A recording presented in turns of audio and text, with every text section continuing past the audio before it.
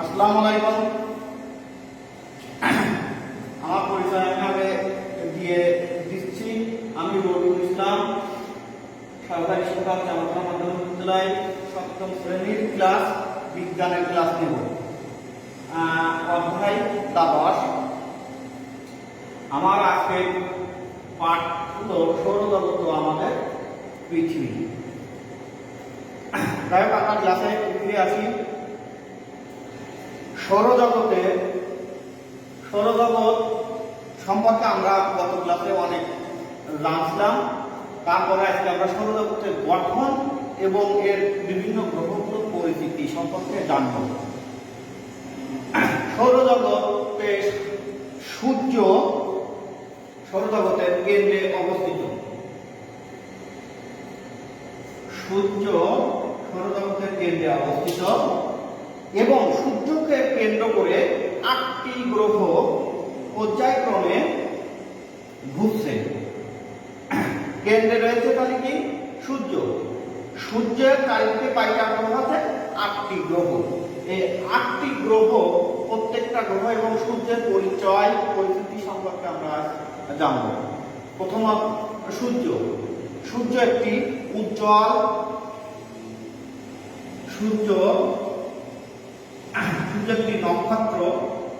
একটি নক্ষত্র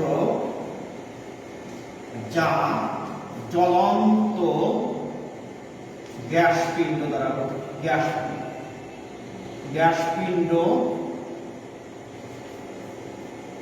গ্যাসপিণ্ড। ২ নাম্বার, সূর্যের বৈশিষ্ট্য। সূর্য কি ভাবে গঠিত সেগুলো আমি পর্যায়ক্রমে লিখছি। সূর্য একটি নক্ষত্র যা জ্বলন্ত গ্যাসপিণ্ড। সূর্যে হাইড্রোজেন ও হিলিয়াম গ্যাস দ্বারা আবৃত রয়েছে। কি বললাম? হাইড্রোজেন ও হিলিয়াম গ্যাস।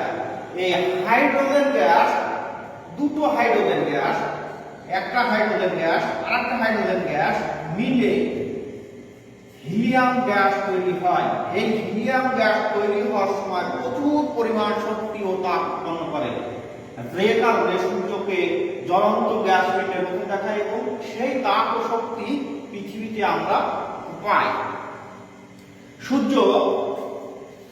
পৃথিবী থেকে সূর্য কয়েক লক্ষ, ধারণা করা হয় 13 লক্ষ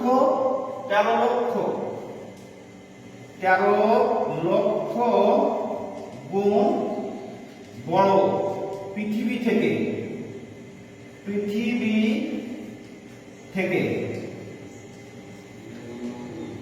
তাহলে কত লক্ষ গুণ বড়? পৃথিবী থেকে যদি সূর্য 13 লক্ষ গুণ বড় হয় তাহলে কত বড়?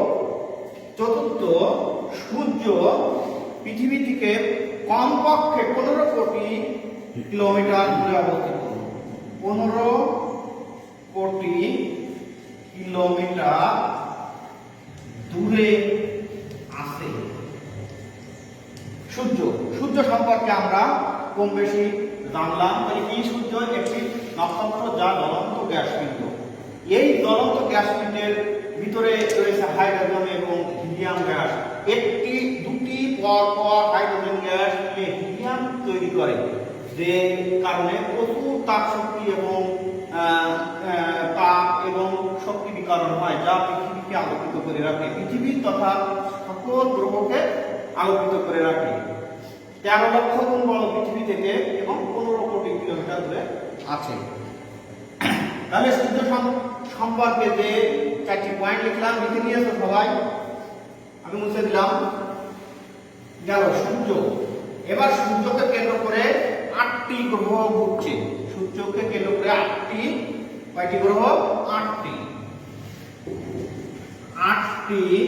গ্রহ।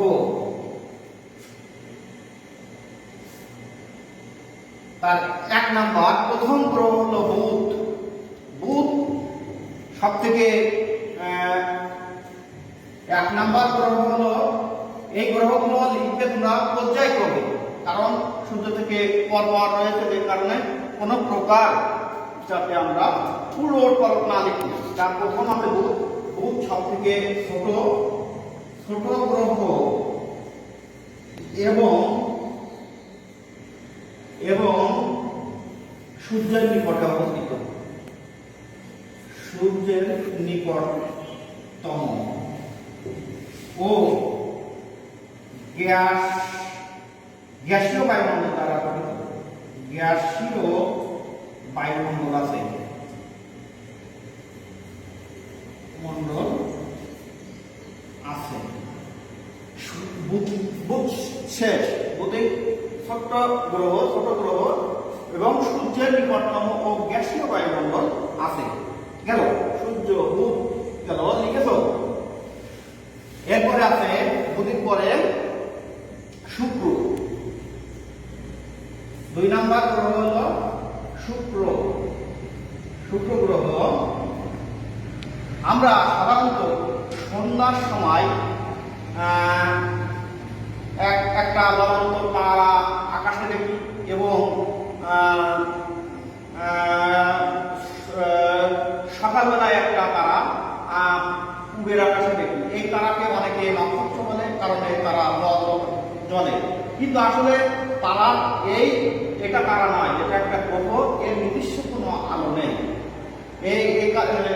এর কোনো নির্দিষ্ট আলো নেই। এটা গেল শুক্র।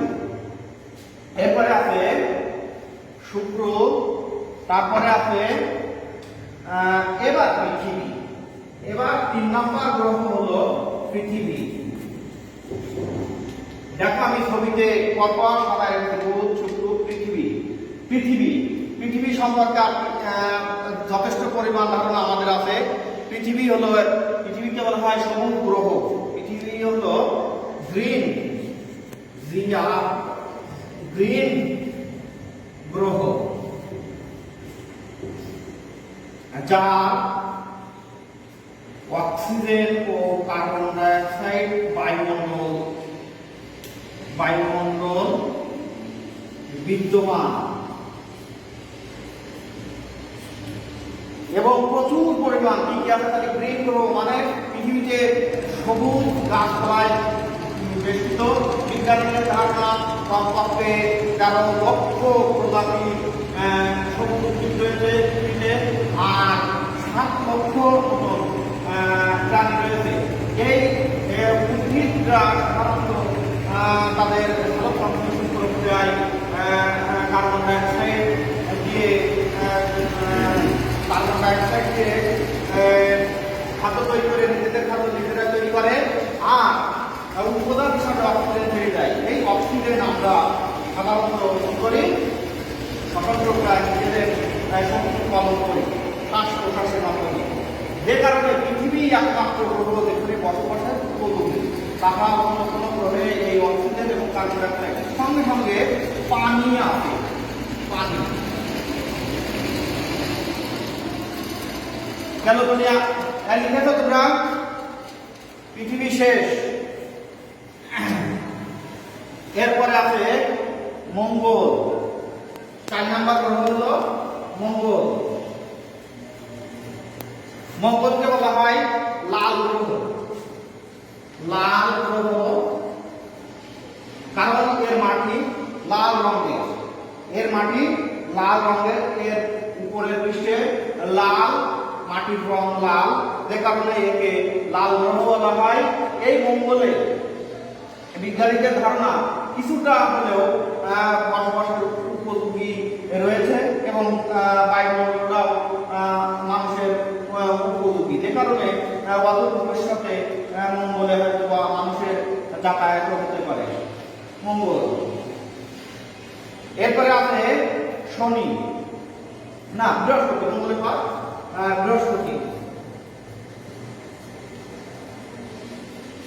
বৃহস্পতি গ্রহ সব থেকে বড় এবং এর অনেক, বৃহস্পতি গ্রহ সব থেকে বড় গ্রহ। যতগুলো গ্রহ আমি এখানে দেখাইছি এই গ্রহের ভিতরে বৃহস্পতি গ্রহ সব থেকে বড় এবং এটা বায়ুমণ্ডল গ্যাসীয় বায়ুমণ্ডল এবং কোনো পৃষ্ঠ নেই, মাটির পৃষ্ঠ নেই। বৃহস্পতি গেল। এবার আছে শনি।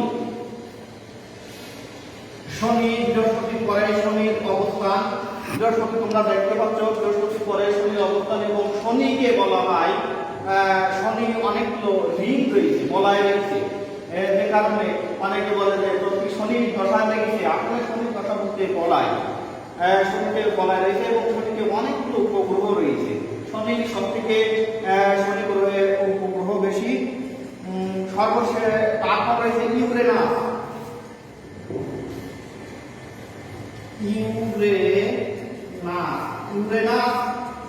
ইউরেনাস কি সবার শনির পরে গ্রহ ইউরেনাস, এবং এখানে বায়ুমণ্ডল এবং গ্যাসীয় বায়ুমণ্ডল রয়েছে, গ্যাস দ্বারা আবৃত। এরপর রয়েছে সর্বশেষ নেপচুন। নেপচুন ইউরেনাসের মতন গ্যাসীয় বায়ুমণ্ডল দ্বারা আবৃত। এরপরে 9 নম্বর আরেকটা গ্রহ গত 2009 সালের আগে গ্রহ ছিল, সেটা হলো প্লুটো। এটা 2009 সালে বিজ্ঞানীরা গ্রহের বৈশিষ্ট্য থেকে বঞ্চিত হয় থেকে গ্রহ থেকে বাদ দিয়েছে। এরপরে আমরা তাহলে 8টি গ্রহ সম্পর্কে পর্যায়ক্রমে জানলাম, এবং সূর্য এবং 8টি গ্রহ সম্পর্কে পর্যায়ক্রমে জানলাম। যাই হোক, তোমরা এই সৌরজগৎ সম্পর্কে আগামী ক্লাসে সবাই জেনে আসবে। ধন্যবাদ। আজকের মতন এই ক্লাস শেষ।